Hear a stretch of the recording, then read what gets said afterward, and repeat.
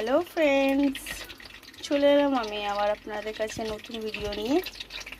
আজকে আমি বানাবো ঢেঁড়সের ঝাল সর্ষে দিয়ে। কালো সর্ষে, সাদা সর্ষে আর কাঁচা লঙ্কাটা দিয়েছি, মিক্সিতে আমি গ্রাইন্ড করে নেবো। কড়াইয়ের মধ্যে দিয়েছি সর্ষের তেল, কড়াইয়ের মধ্যে দিয়ে দিয়েছি একটু সর্ষে। এবার দিয়ে দিলাম আমি ঢেঁড়সগুলো।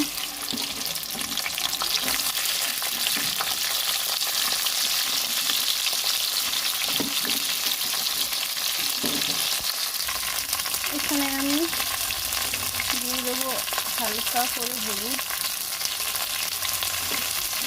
আর দিয়ে দেবো হাফ চামচ নুন। নুনটা ভালো করে এর মধ্যে যাবে।